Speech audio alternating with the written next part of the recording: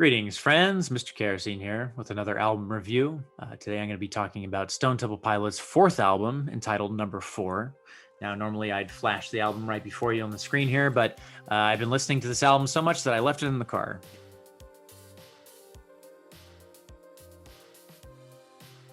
So I think when we're talking about the 90s, there are a few bands that come to mind that really encompass the flavor and the spirit of the 90s. Sometimes in very good ways, sometimes in bad ways. Stone Temple Pilots had a 5-album run from 1992 to 2001, and then they took a break for about 10 years, came back, had a ton of problems. We'll just say it's complicated. They had their debut album in 1992, Core, followed by 1994's Purple, and 1996 was Tiny Music from the Vatican Gift Shop. All three albums were pretty amazing. And you have different fans for those different albums. There's a lot of people that stick with just the first two, Core and Purple, because it has a very early 90s sound. There's a lot of Tiny Music freaks out there, which for anybody who doesn't know, Tiny Music is kind of the antithesis of Core. And you have a lot of people that really love Tiny Music. But from, I'd say around 1996-ish to 1998 or 99, STP took a break because tensions were high. Obviously, Scott Weiland had a whole slew of drug problems, and things were happening like tours getting canceled, a lot of money being spent on his rehabilitation. I was not really into the band at the time. I don't know how these things happened as they happened, but from what I can gather, after that third album, Tiny Music, they split ways, and Scott Weiland, the singer, Scott Weiland, he did 12 Bar Blues, which was his first solo album attempt, and the DeLeo brothers, along with the drummer Eric Kretz, they went and made Talk Show. But Number 4 was their big comeback album at the time. In Scott Weiland's memoirs, Not Dead and Not For Sale, he writes that Number 4 to him felt like a good record of generic rock. And basically the takeaway from that for me is Number 4 is not very ambitious, but it is meant to be just a strong, rock solid album. Number 4 is actually my least favorite album out of the original 5 that the band put out. And I know that's probably going to break Zeke and Ruben's heart hearing that. That's not to say that I don't like the album. I actually really love it. It's hard to hate anything that STP has done, but it is my least favorite out of the 5. It felt like a rebranding and maybe even a soft reboot of the band. They had been away for about 3 years. They were jumping into a music industry that looked very different from the grunge era and the post-grunge era. Nu metal had taken off.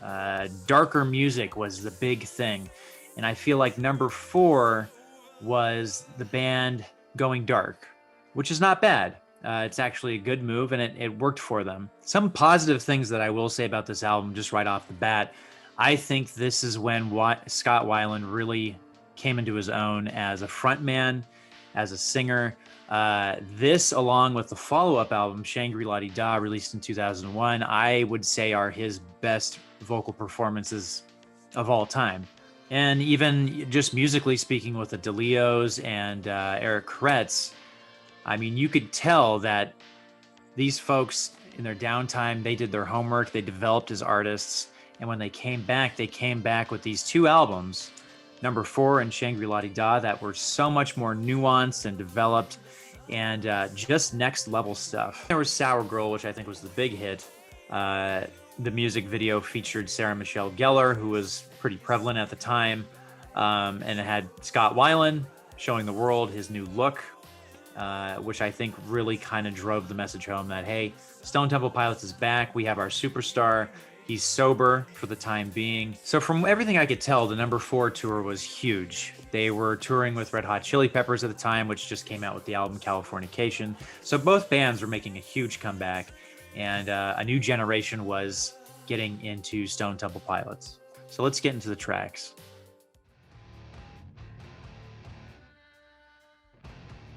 So we started with the lead-in single and the lead-in track, Down, which is a very huge, aggressive, angry song.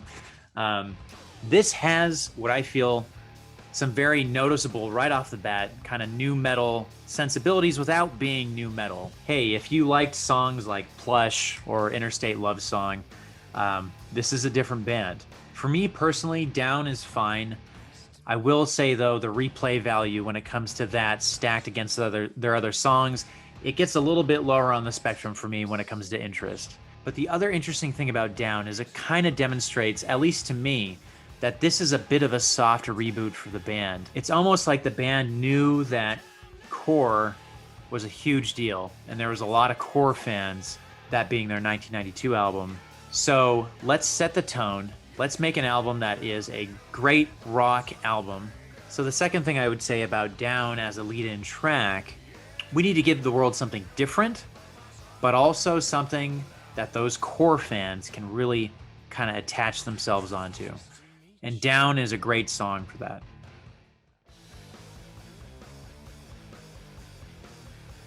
So we jump into track 2, Heaven and Hot Rods, which in my mind is a much superior song to Down.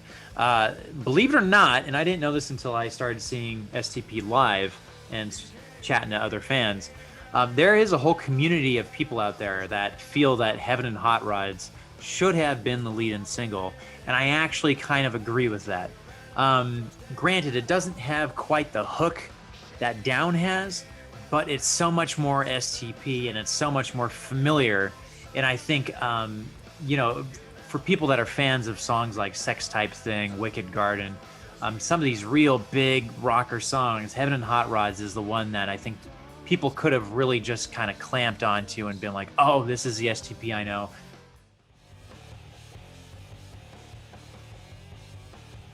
Track 3 for the longest time was one of my all-time favorite STP songs, and that song is Pruno. And I think this is a perfect song to show kind of the next level abilities that STP came back with, because there's so much energy and so much intention behind everything, the guitar tones, the drums, what Scott Weiland's doing with his voice. You can really tell by track 3 that Scott Weiland has complete control over what his voice was back in the days when he sang a bit lower in those Core days. You know, with Purple, I mean, he was kind of mixing it up a bit. With Tiny Music, it was odd because he was a bit vocally absent from that album, I would argue, and he was doing these high kind of shrills, which were very experimental and pretty amazing, but also felt at times a bit unintentional. But this Pruno, especially in the chorus, he does those high shrills, and it feels very intentional, and it feels very much like he just has complete control over his range. And there's so much to say about this song. I mean, I'd say just go ahead and listen to it. The bridge of this song is amazing. But yeah, that's Pruno.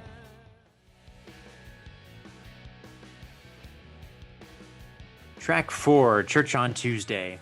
Now, if we're talking about modern day Mr. Kerosene, this is one of my favorite all-time tracks by STP. And the reason I love it so much is it's taken everything that we've heard off this album so far, just that supersonic sensibility, that hard ripping rock that we've heard in this album so far, but it's the first time that I sort of get the impression that Scott Weiland lyrically is going back to his sort of artsy sensibilities. It's an odd song to listen to because it's very energetic and it's very spastic and frantic. But at the same time, the lyrics are floaty, and they're very much something that you'd hear like, you know, on his solo album, 12 Bar Blues, or on Tiny Music. Just very out there, kind of ambitious stuff. And for some reason, I didn't really catch it before, but just in the last couple of years, I feel like I finally got it.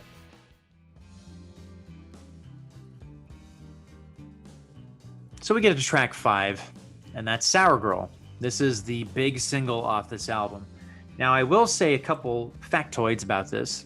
Last I had read, this is the only song that their current singer, Jeff Goot, won't sing because he feels it's a bit too personal to Scott Weiland, and he just feels odd singing it, which, hey, more power to him, I guess. When I saw STP live a couple times back in around like 2008 and 2010, whenever they'd play Sour Girl, they'd always go off into jamming out TVC-15 by David Bowie. The interesting thing is, the impression I got while watching that as an audience member is that the band was not really into it, but Scott Weiland insisted on singing TVC-15 after Sour Girl. Anyways, I mean, most people are familiar with the song. Most people are familiar with the music video. It was a very time and place specific hit. I feel like if we're looking at STP now, Sour Girl is a bit tucked under the rug. It's a bit forgotten, but at the time, it was their biggest hit yet, and it stuck around for a while, I feel like Sour Girl is the reason why the album was commercially successful.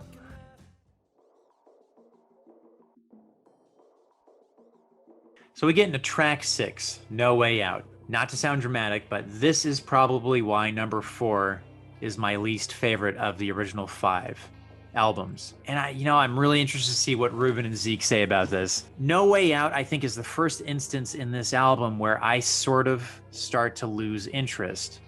And for years and years, I couldn't really pinpoint why that was, but I think I have finally understood why No Way Out is a song that I'm just not a huge fan of. It is arguably the only song on the album where I feel like STP is trying to do something that maybe they're not meant to do.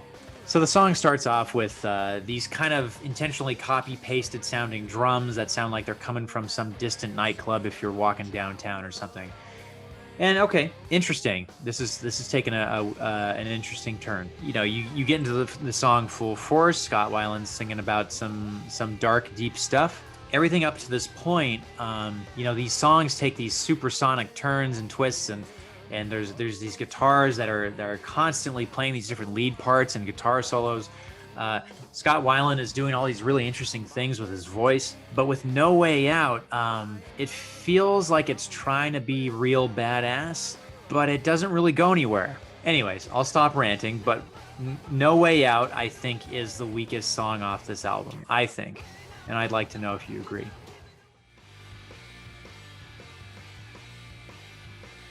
So we get into track 7, Sex and Violence, and I think by now it's sort of solidified that we are at the back half of this album, and there's a good chance that the best things that we've seen from what Stone Temple Pilots is capable of at this certain point in their career is in the taillights.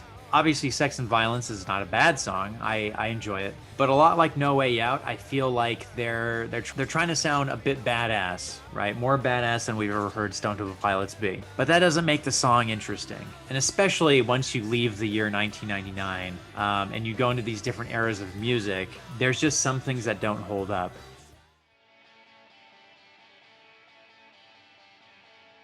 So we get to track 8, Glide. And you know what? This is a much needed turn in the album. And it's interesting too, because man, haven't we been to some dark places so far with this album. Finally, there's a little bit of connective tissue with what STP is and what they were before.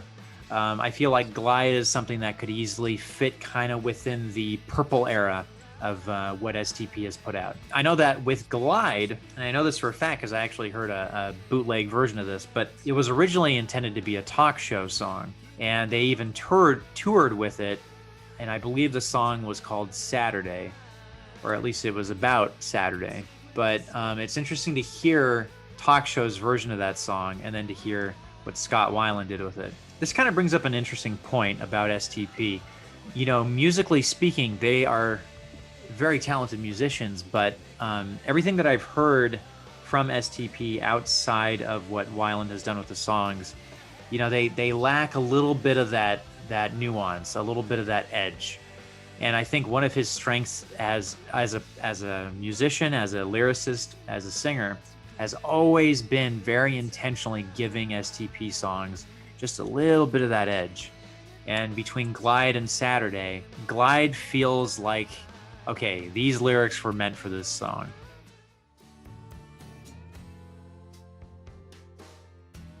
We get to track 9, I Got You. Can't say it's one of my favorites, but I do appreciate it. Having that kind of segue from Glide, I think, is a great idea. You can tell that STP plans out their albums very intentionally, which is something I've always appreciated and something that I've always tried to follow because of them. They are very good at maintaining a momentum with their tracks. I Got You is kind of an acoustic number. It's a bit folky. It could have easily been kind of a follow-up single, I think, for something like Sour Girl. If the album had done better, if the album had more singles, if the album had more music videos, I could have easily seen fans of Sour Girl also being fans of a song like I Got You.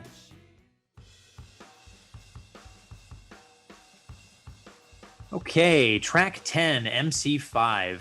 MC5 is a very rip-roaring song. I think it's that last breath of real rock and roll energy that STP wanted to make sure that the album had before going into that final closing track. MC5 is a fun song, definitely never made to be a single or anything like that. What I really love about STP albums is they'll throw in these little things to their tracks, and with MC5, at the end of the song, literally someone breaks a string, and then you hear them say, "I broke a string," which I'm guessing was Dean DeLeo.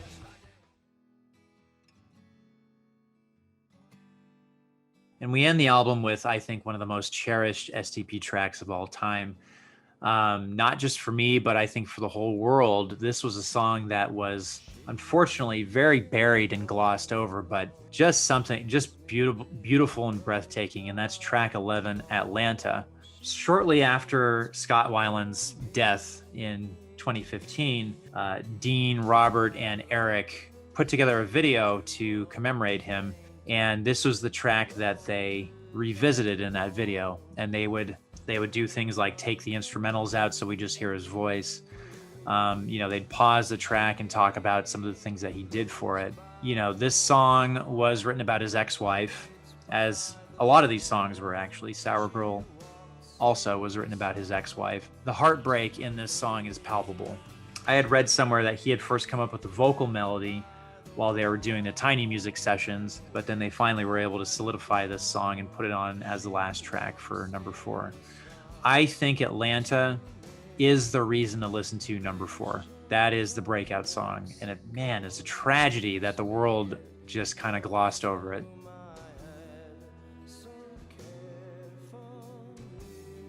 Anyways, that's my review of number 4, STP's 1999 album. Again, my least favorite by the band in that 5-album run. I gotta tell you, these 5 albums that they made from 1992 to 2001 are front to back just amazing. Definitely worth a listen. One thing STP was always great at doing was keeping things interesting. And then shortly after this album, they would go into writing sessions to make my all-time favorite STP album, which is Shangri-La-Di-Da. And I know whenever I say that, everybody looks at me like I'm crazy, but one day I will do that review. Number 4 would serve to be STP's re-entry into pop music. They would create a huge presence because of this album. Around this time, Scott Weiland was doing a lot of features. He was featured on some Limp Bizkit album. He was featured on a Deftones album, White Pony. He had done some features with members from Orgy. So he was getting out there, he was getting known, he was clean. This album really put them back into pop music. But please, let me know what you think. I would like to know what STP albums are your favorites, what songs are your favorites. I'd like to know if you think I am just full of BS and number 4 is the best of what STP has to offer. I would love to have a conversation with you. And please write any suggestions for any kind of albums that you'd like me to review. I know I'm just getting into this and I'm just getting started, but I'm always looking for new stuff to listen to. Until next time, thank you.